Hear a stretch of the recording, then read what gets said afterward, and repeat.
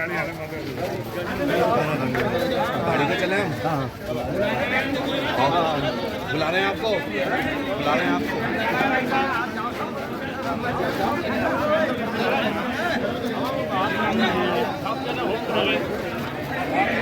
मोहतरम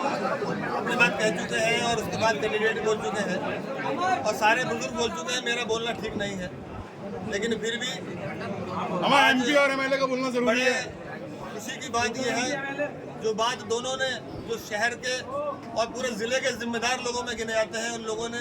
जो बात आज हमारे बीच में रखी है, हम सभी नौजवानों के लिए ये आने वाला सबक है कि हमें सबक लेना चाहिए कि ऐसे वक्त में हम सब लोगों को एक होकर इस बीजेपी को उखाड़ फेंकना है और आने वाले वक्त के अंदर हमें साइकिल के निशान पर मोहर लगाकर इन्हें कामयाब बनाना है और आने वाले वक्त के अंदर इंशाल्लाह संभल को हमें विकास की गंगा बहाकर लोगों की खिदमत को अंजाम देना है। सुहेल इकबाल। इस मौके पर यहाँ पर इनके वालिद मोहतरम जनाब मौलाना ममलूकुर रहमान साहब, हमारे रामपुर से मौलाना साहब, फ़हीम भाई, हमारे दोस्त भी हैं फ़हीम भाई जो कायनात की जो कॉलेज के हमारे चला रहे हैं, हमारे साथ में हमारे मुस्लिम भाई भी हैं और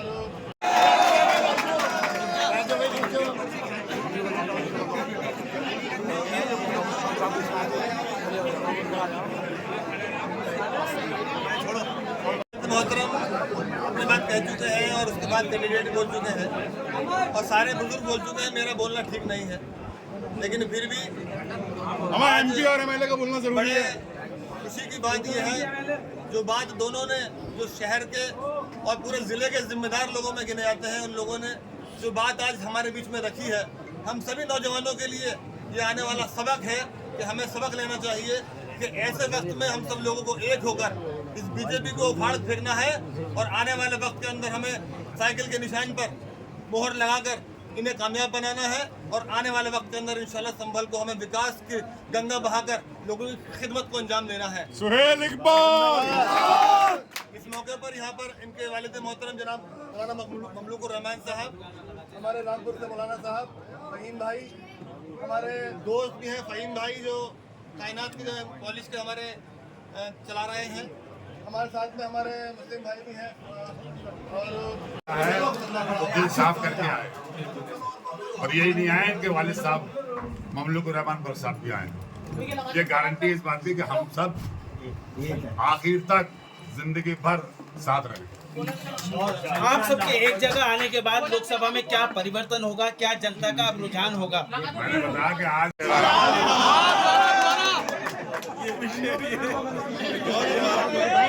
ये घड़ी बहुत ऐतिहासिक है। जो संभल की राजनीति एक लंबे वक्त से चली आ रही है, इस समय में खड़े होने के लिए एक संभल की सियासत लंबे वक्त से दो जगह बटी हुई थी और दादा मोहतरम शफीकुर रहमान बख्श साहब और नवाब हमारे चाचा नवाब इकबाल महमूद साहब के वालिद मोहतरम आपस में बीच में राजनीति थी, बीच में अलग अलग थी, लेकिन एक बार पहले भी मौका आया था एक होने का, लेकिन किसी वजह से वो बात नहीं बन पाई। आज ये मौका जो 2024 के लोकसभा के इलेक्शन में दादा मोहतरम की सरपरस्ती के बाद में आया है, तो इंशाल्लाह मेरी पूरी कोशिश ये रहेगी, बल्कि कोशिश नहीं रहेगी, मैं निभाऊंगा इस चीज़ को। जैसे मुझे आपने यकीन दिलाया है कि आज मैं हाजिर हुआ हूँ, कल आप तशरीफ लाएंगे, ये रिश्ता सिर्फ इलेक्शन तक नहीं बल्कि ज़िंदगी भर तक कायम रहेगा। जैसे आपने फरमाया कि दिल साफ करके आए होंगे, तो दादाजी से हमने यही सीखा है कि दिल में अगर मैं यहाँ हाजिर हुआ हूँ तो दिल में मेरे लिए कोई किसी तरह की भी कोई बात नहीं है, दिल साफ करके ही यहाँ पर हाजिर हुआ हूँ। और आने वाले वक्त में जब हकीकत में हम साथ में मिलकर करके इस सियासत को संभल के आगे बढ़ाएंगे, तो जो किसी वजह से जितना विकास समाजवादी पार्टी की सरकार में हुआ है वो तो हुआ है ही, आने वाले वक्त में मिलकर करके संभल को चमकाने के लिए पूरी प्रयास और कोई कमी नहीं छोड़ने की कि संभल का विकास ज़्यादा से ज़्यादा हो। अब इसमें कोई दो राय नहीं। आज जो यहाँ पर आने के बाद एक मैसेज जाएगा, एक पैगाम जाएगा, जो यहाँ पर समर्थक इकट्ठा हैं आपके या हमारे मिलकर के, जो अभी आगे को आंधी और आंधी नहीं बल्कि तूफान चलेगा पूरे संभल लोकसभा क्षेत्र के अंदर। इस आंधी तूफान के आगे कोई भी भारतीय जनता पार्टी का प्रत्याशी टिक नहीं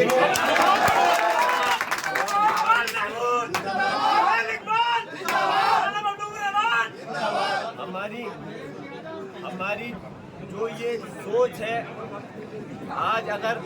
यकीनन कुछ देर से हाजिर हुए यहाँ पर, लेकिन आए हैं तो दिल साफ करके यहाँ है। मेरी सभी से गुजारिश है कि आपस में मैं अपने भी समर्थकों से दरख्वास्त कर रहा हूँ और आपके भी समर्थकों से गुजारिश कर रहा हूँ कि आपसी मतभेद को भुलाकर, आपसी इख्तिलाफात को भुला करके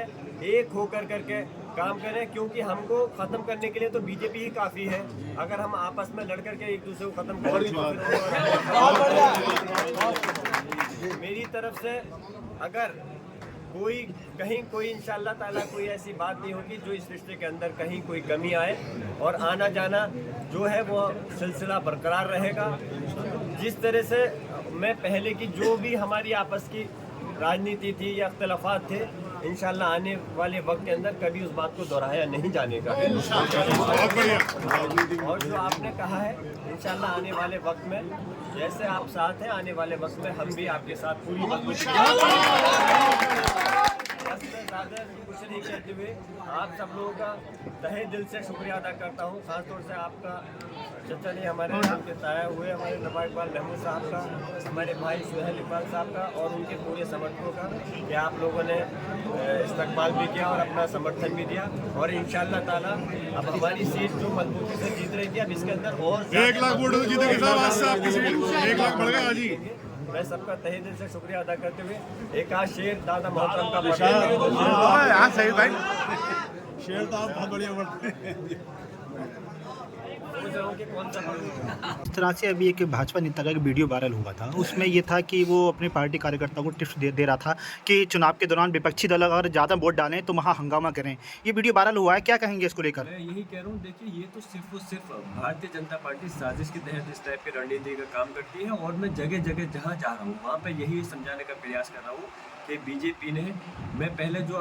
आपसे कह रहा हूँ इस चीज़ को भी आप खासतौर से दिखाइए। बीजेपी ने अभी जब लोकसभा का चुनाव से पहले वोटिंग का टाइम था तो एक साजिश के तहत अपने तो वोट बढ़वाए और हम लोगों के समाजवादी लोगों के वोट घटवाने का काम किया। दूसरा, अब ये साजिश रच रहे हैं, जो कि वीडियो वायरल हुआ है, इनकी मानसिकता इस तरह है कि किसी भी तरह से समाजवादी पार्टी के वोटों को रोके, जहाँ पे मजबूत बूथ है वहाँ पे लड़ाई झगड़ा कर करके रोकना है। तो मैं चुनाव आयोग से ये कहना चाहूँगा कि जहाँ विपक्ष के लोग हल्का सा भी अगर कोई अल्फाज कहते हैं तो तुरंत उनके खिलाफ मुकदमा दर्ज कर दिया जाता है। मैं कहूँगा कि सिर्फ एक आदमी को जो इसमें गिरफ्तार किया गया है, सिर्फ सीमित नहीं है, इसके पीछे बहुत लंबी चेन है और इसके अंदर प्रत्याशी और बीजेपी के बड़े बड़े नेता शामिल हैं। इसमें उन सब के खिलाफ मुकदमा दर्ज होना चाहिए और कार्रवाई होनी चाहिए। और चुनाव आयोग के ऊपर ये बहुत बड़ा ये निशान है, सवालिया निशान है चुनाव आयोग के ऊपर कि जो संभल लोकसभा क्षेत्र के लिए मैं कोई ये धमकी नहीं दे रहा, लेकिन मैं आगाह करना चाहता हूँ यहाँ के संभल मुराद ज़िले के खासतौर से और मंडल के पुलिस प्रशासन के लोगों को और चुनाव आयोग के लोगों को कि हम इस देश के अंदर संविधान के जरिए हम आपसे कोई ये नहीं चाहते हमारे जो है